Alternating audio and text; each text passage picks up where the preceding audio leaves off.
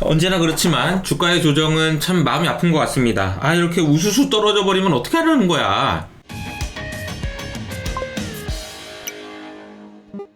자, 그래서 오늘은 간단하게 코스피의 밸류에이션을 한번 점검해 보도록 하겠습니다. 주가가 빠지기 시작하면 끝도 없이 빠질 것 같다는 생각이 들지만 한번 밸류에이션을 점검해 보면 어느 정도 마음에 위안을 얻을 수 있거든요. 이것은 맞다 틀리다가 아니고 마음의 위안을 얻기 위한 용도일 뿐이다 라는 걸 생각하시고 한번 들어봐 주시고요.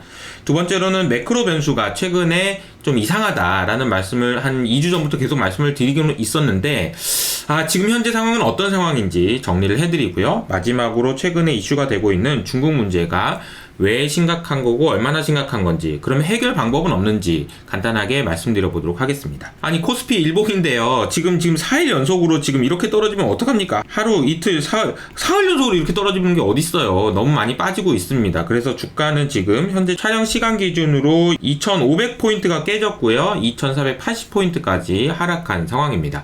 이것을 일봉으로 보면 이게 저항선도 없고 이건 뭐 어디까지 빠지는 거야? 라는 생각이 드는데요. 그래서 제가 가져왔습니다.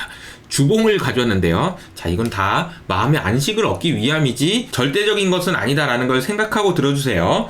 자, 주봉으로 따져보면요. 제가 자주 보는 50주 이동평균선 기준으로 거의 다 왔습니다. 거의 다 왔어. 조금만 더 빠지면은 이제 바닥을 잡아줄 수 있을 것 같은데 라는 생각을 들게 하는 그런 그림이 보여지긴 합니다. 차트 가지고 짝대기 그리고 이런 걸 가지고 이제 주가의 바닥을 이야기하고 그러면 좀 없어 보이잖아요. 그래서 제가 펀더멘탈 측면에서 숫자를 좀 몇 가지 말씀을 드려보려고 하는데요. 삼성전자 주가가 지금 현재 기준으로 66,000원입니다. 이렇게 되면은 삼성전자의 시가총액은 대략 한 400조 원 정도 된다라고 볼 수 있고요. 그리고 코스피에서 삼성전자가 차지하는 비중이 딱 20%니까 그러면 코스피의 시가총액은 2,500이 깨진 상황에서 대략 한 2,000조 원 정도 되는구나 라는 생각을 하실 수가 있는 거죠.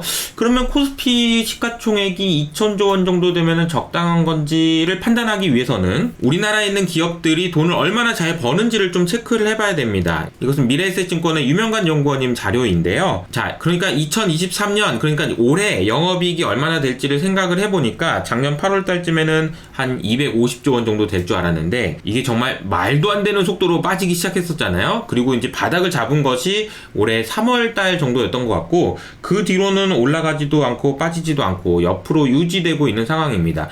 그 숫자가 160조 원 정도 되네요. 업종별로 놓고 봐도요. 사실은 자동차라든지 아니면 보험, 증권, 그리고 조선기계 정도의 섹터를 제외하면 대부분의 섹터들이 전부 다 실적이 안 좋아질 거라고 전망이 되고 있는 상황입니다. 그래도 내년엔 좋아지지 않을까요?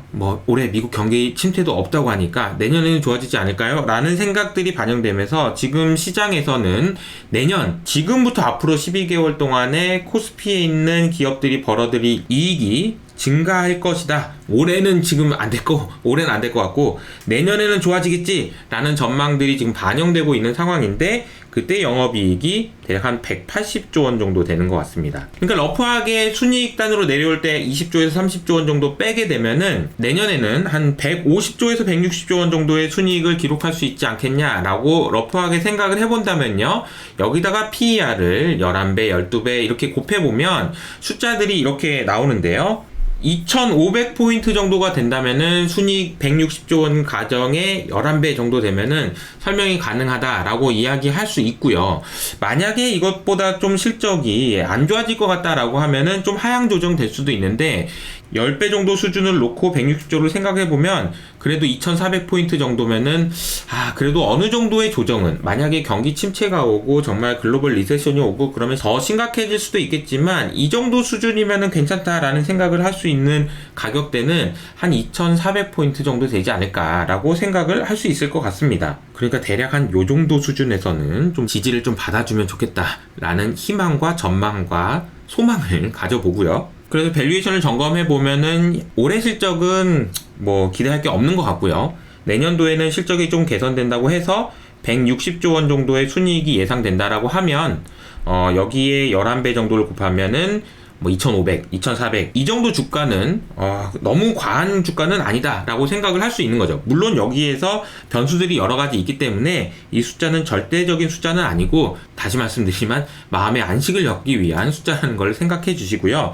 매크로 변수 좀 점검해 볼까요? 매크로 변수와 관련해서는 제가 늘 말씀드리는 것이 원래 보던 수준의 그런 숫자면은 신경을 잘 안 써요. 매크로를 저도 많이 보지만 많은 분들이 어제 환율이 올랐어요. 응? 그래? 뭐 이런 분위기거든요. 어제 금리가 올랐어. 그래 알았어. 주가는 아니잖아. 이렇게 생각을 많이 하시는데 문제는 뭐냐면요. 이렇게 박스권 있잖아요. 그동안 작년 10월 달부터 지금까지 원달러 환율이 움직였던 레인지 범위가 있는데 이 범위를 벗어나게 될 경우에는 신문에서도 대서특필되고 사람들도 그래 환율이 그렇게 많이 올랐어? 라는 이야기를 할 수 있는데요. 그 수준이 딱 지금이 그 정도 수준인 것 같습니다. 혹시라도 여기서 환율이 더 상승해서 즉 원화가 약세가 돼서 뭐 1,300원 후반으로 갔다.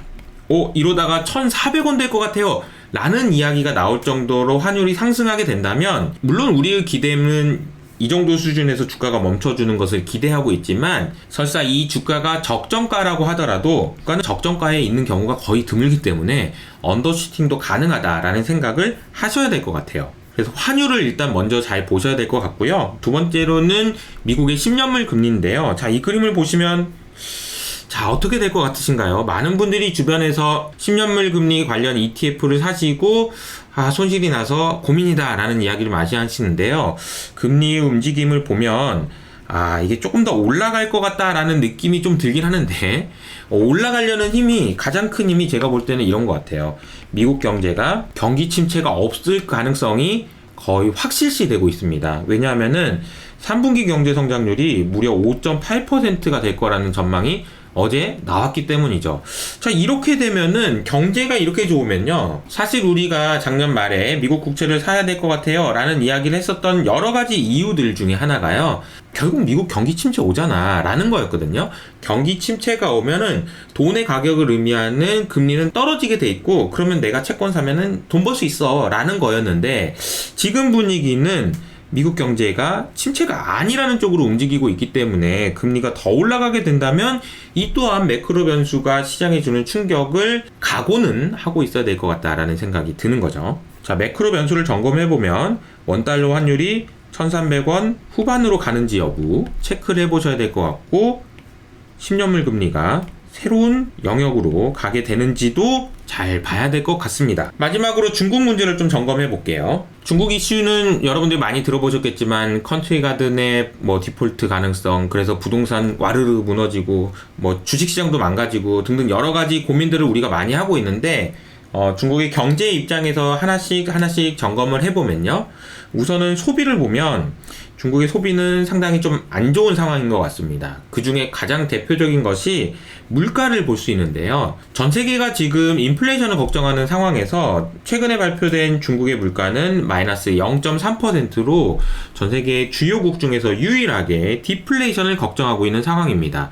자, 이것은 여러분들이 이렇게 해석하시는 것이 맞아요. 전 세계가 인플레이션을 걱정할 정도인데 도대체 중국은 얼마나 소비를 안 하길래 디플레이션 이야기가 나올 정도냐? 이렇게 이해를 하시면 됩니다. 두 번째로 투자는 안 하고 있고요. 저축을 많이 하고 있다라는 건데요. 이 저축과 관련해서도 소비와 연결해서 설명할 수 있는 것이 만약에 여러분이 미래에 대해서 고민이 없다면 내가 번 돈을 다 쓸 수 있을 거 아니에요?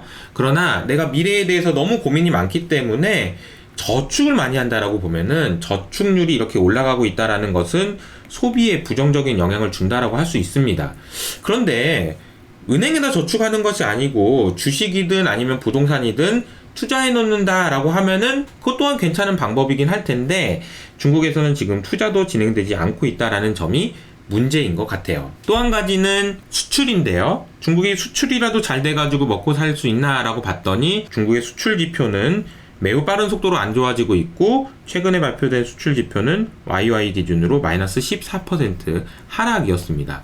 잠깐만 이상한데요. 미국도 경기가 좋다고 하고 글로벌 경제도 경기 침체 온다고 했는데 아직 오지도 않았는데 중국의 수출이 이렇게 감소하는 거면은 전 세계적인 문제가 아니고 중국의 구조적인 문제 아닐까라는 생각을 할 수 있다는 거죠. 그리고 구조적인 문제라고 한다면 이 문제가 쉽게 해결되기도 어렵다라는 생각도 할 수 있어서 중국의 상황을 점검해보면 점검해볼수록 좋은 게 하나도 없다라는 생각이 좀 듭니다. 그런데 제가 볼 때 가장 중요한 것은 아직 남아있어요. 제 생각에 제일 중요한 것은 신뢰라고 생각을 하거든요. 그런데 얼마 전에 나왔던 충격적인 소식은 중국에서 청년의 실업률을 발표하지 않겠다라는 이야기를 했는데, 이 말은 또 무슨 말인가요? 사실은 중국의 청년 실업률이라는 것은 내가 일할 마음이 있는데도 불구하고 일자리를 못 구한 사람의 비중이라는 것인데, 보통 보면은 발표된 지표를 보면은 21%라고 발표를 했었으나 일부에서는 그게 아니고 46%다 라는 이야기들도 있는 상황이기 때문에 굉장히 주목을 많이 받았던 지표입니다. 그런데 놀랍게도 중국에서 이 핑계 저 핑계 대면서 발표 안 해! 라고 해버린 거죠. 이것은 누가 보더라도 중국의 상황이 이런 숫자들이 나와서 야, 나만 힘든 줄 알았는데 너도 힘들어? 야, 우리 천안문 가자. 한번 데모라도 하자. 이게 뭐냐? 못 살겠다. 라고 할까봐 가린 것 아니냐 라는 의심을 할 수 있는 것이고요. 그 부분을 좀 더 적나라하게 보여주는 그림이 이 그림인데요. 2010년에는요, 중국의 통계국에 가서 확인할 수 있는 경제지표의 숫자가 8만 개였거든요. 그런데 지금은요, 너무나도 급격하게 낮아져서 10,000개 정도밖에 안 된다라는 이야기입니다. 거기에다가 게다가 청년 실업률까지 발표하지 않는다고 했으니 이 지금의 상황을 어떻게 해석해야 될지 참 답이 없는 그런 상황인 것은 맞는 것 같아요. 게다가 중국의 상황이 우리나라에 가장 큰 영향을 준다라고 보면 우리나라 코스피 주가가 하락하는 것도 어느 정도 이해는 되는 거죠. 문제는 머리는 이해되는데 왜 주식을 계속 들고 있어가지고 이 마음고생을 하는지 모르겠어요. 저도 이번 조정은 너무 아픈데요. 그렇다고 해서 그럼 모든 것이 다 끝인가 라고 생각을 해보면 그렇지는 않다라고 생각하는 것이요. 중국의 문제가 아주 심각하고 해결되기 어렵다라는 것은 인정하더라도 중국이 쓸 수 있는 카드가 아직은 남아있는 것 아니냐라는 이야기들도 있습니다. 뭐 금리 내려도 통하지 않던데? 라고 생각하실 수도 있는데 사실 여러가지 호구 제도라든지 여러가지 측면을 통해서 중국 정부가 마음만 먹으면 어쨌든 지금의 상황을 조금 더 완화시킬 수 있는 카드가 있겠죠. 설마 G2 국가인데 없겠어요? 있을 거라고 생각하고 기대를 좀 한 부분이 첫 번째가 있고요. 두 번째로는요, 지금 중국의 상황이 이렇게 안 좋아지는 점, 특히 수출이 구조적으로 안 좋아진다라는 것을 생각해보면 미국이 중국을 공격하는 부분들이 있다라고 생각을 할 수가 있는데, 첫 번째로는 금리이고요. 두 번째로는 무역 정책일 겁니다.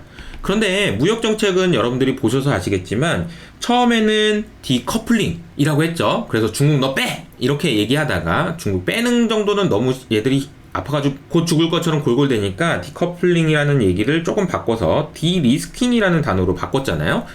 위험하지만 않게 하자 라고 바꾸더니 얼마 전에 예런 장관은 다이버시파이라는 단어를 사용했는데요. 이 말의 의미는 뭐냐면요, 야 그냥 넓게 퍼뜨리려고 하는 거지 너 중국 니네 너무 괴롭히는 거 아니야 라는 신호를 보내주는 거거든요. 그러니까 AI만 하지마 그러면 괜찮아 라는 거죠. 그래서 미국이 중국을 괴롭히고 중국 경기가 이렇게 심각하게 안 좋아지게 만들었던 두 가지 요인 중에 첫 번째인 무역은 조금 그래도 완화될 수 있다라는 기대감을 가져도 되지 않을까라는 생각이 첫 번째고요. 두 번째로는 금리인데요. 금리가 얼마나 올라갈 수 있느냐, 혹은 이 정도의 금리 나 힘들어 죽겠는데 언제까지 유지할 거냐 라는 질문이 결국은 제일 중요할 것 같습니다. 앞서서 말씀드렸던 10년물 금리, 2년물 금리가 어떻게 될 것인지에 따라서 중국에 주는 안 좋은 영향들이 좀 완화될 수 있을지를 확인하기 위해서는 결국은 지금 미국 금리를 확인하실 필요가 있다라는 생각입니다. 4일 연속으로 주가 조정폭이 너무 커서 좀 이례적인 조정이라고 생각하고 속보를 전해드렸는데, 사실 이 내용이 너무나도 색다르고 이 내용만 안다고 해서 여러분들이 주식을 돈을 벌 수 있고 그런 건 아니죠. 하지만 저도 지금 가지고 있는 주식들을 꼼꼼하게 챙겨보면서 이걸 언제까지 가져갈 건지, 아니라면은 좀 조정도 하고, 그리고 주가가 얼만큼 조정을 받을 수 있고 어떤 변수들이 있는지를 마음속에 생각을 해두고 있으면 그나마 좀 대응하시는데 도움이 되지 않을까라는 생각이 들어서 속보를 긴급하게 했으니까요. 도움이 되셨다면 여러분 응원 댓글 좀 남겨주시면 감사하겠습니다. 저는 여기서 인사드리도록 하겠습니다. 안녕!